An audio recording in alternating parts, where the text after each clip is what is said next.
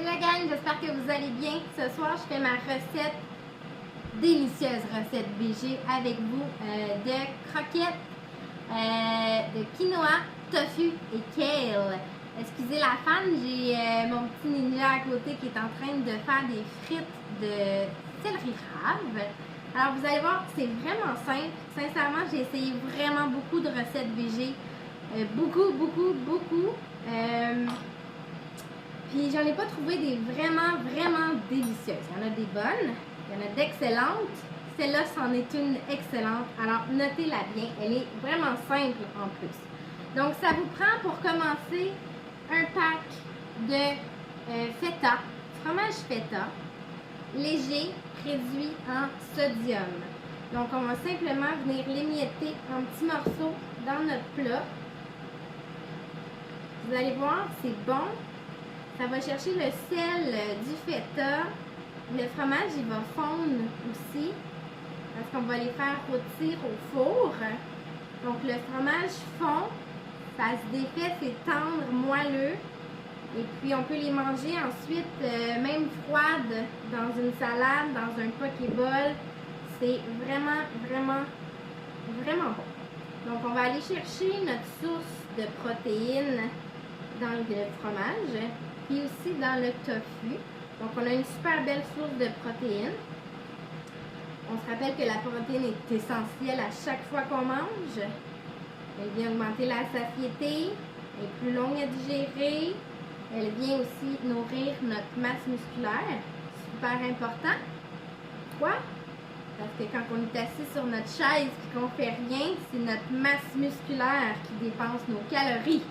Alors, on veut que notre masse musculaire soit saine pour dépenser encore plus de calories facilement. Alors, j'ai tout défait mon feta, comme ça. Un petit morceau. Je vais faire la même chose avec mon tofu. Donc, j'ai acheté un bloc de tofu ferme que j'ai mis dans un papier absorbant pour absorber l'eau. Je vais le défaire comme il faut. Je vais tout l'émietter.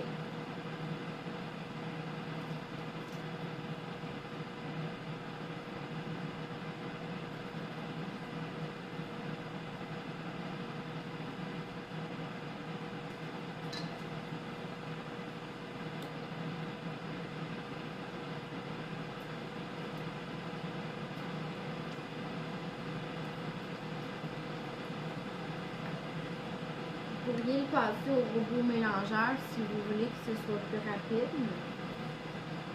Ça se fait quand même assez bien. Donc, vous voyez qu'il y a presque plus d'eau non plus là, dans mon tofu. Donc, je vais mélanger. Je vais venir mettre une tasse de chou kale que j'ai tout haché finement. Le restant de mes chou kale, je vais me faire des chips de chou kale avec. Donc, je les ai défaites en gros morceaux. Hein. Puis, je vais les faire rôtir après dans ma friteuse à air.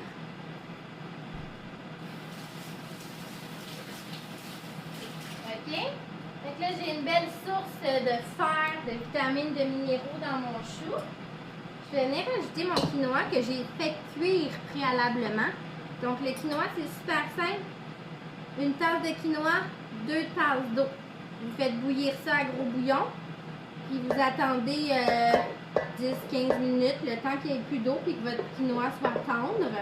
Il est prêt. Je l'ai laissé tiédir. J'ai fait 2 tasses. J'ai-tu fait 2 tasses ou j'ai fait une tasse? Non, j'ai fait une tasse. Il faut tout que je le mette. D'habitude, j'en fais plus. Mais là, j'en ai pas fait plus. Donc, je vais brasser ça.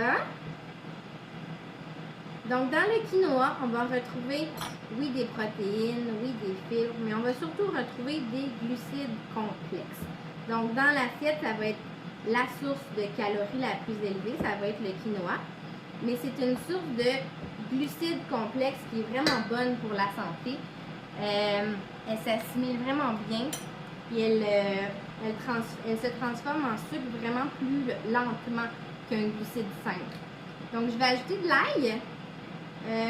2-3 cuillerées à thé d'ail selon votre goût. Je vais mettre aussi 2 cocos. Donc, on s'entend que c'est les cocos qui vont agir comme agent de liant, pour lier tout ça ensemble. Et puis parce que moi j'aime les choses qui sont très assaisonnées, très goûteuses. On aurait pu mettre des petites épices sambalolé dedans ou du tabasco pour aller chercher un petit goût piquant. Les enfants vont en manger. Donc, je vais aller opter pour des épices sans sel, évidemment, pour aller augmenter le goût là, en saveur de tout genre. Donc, simplement comme ça. Je vais brasser ça un petit peu. Puis c'est tout. Je mets rien d'autre. C'est complet comme ça. Je vais venir le brasser comme il faut pour former des petites boulettes que je vais écraser sur ma tôle. Je vais mettre ça au four. Je vais le mettre au barbecue. La dernière fois que j'en ai fait, je les ai fait cuire au barbecue. C'était vraiment bon. C'est super important de le mettre dans une tôle, hein, pas sur la grille directe du barbecue parce que vous allez en perdre dans votre barbecue. Puis, je vais les faire au four parce qu'il est plus fort. Donc, je vais mettre sur ma tôle. Je vais partir mon four à broil. Donc, on va vraiment les faire saisir. Je vais brasser comme il faut pour être sûr que tout soit bien mélangé. Avec quoi on mange ça? Bien d'abord, on peut le manger autant chaud que froid. Puis évidemment, ça vous prend des légumes supplémentaires. C'est super bon dans un genre de pokéball, hein, avec une salade. Je vais juste checker mes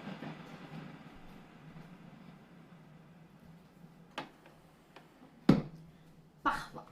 Avec de la salade. Allez-y vraiment avec des légumes. Donc, ajoutez pas une source de gras. Ajoutez pas, par exemple, d'olive. Ajoutez pas, par exemple, d'avocat. Parce qu'on a assez de glucides dans ces petites boulettes-là. Donc, allez-y vraiment avec du végétal. Alors, moi, je vais faire mes chips de chou kale. J'ai fait des frites de céleri rave. Vous pourriez vous faire un super beau pokéball avec ça, rempli de légumes croustillants, des feuilles d'épinards. Regardez ça. C'est magnifique, hein? Fait que là, je vais juste les écraser. C'est toutes défaites quand je les écrase. J'aime ça les écraser, mais je peux les laisser en boulettes aussi. C'est comme vous préférez. Galettes, boulettes. Fait que je vous tiendrai pas tout le temps que je vais les faire parce qu'il y en a pas mal dans mon bol. Fait que je vais faire mes boulettes. Puis je vais juste mettre ça au four. À broil. Comment on dit ça? Puis elles vont griller, elles vont être rôties.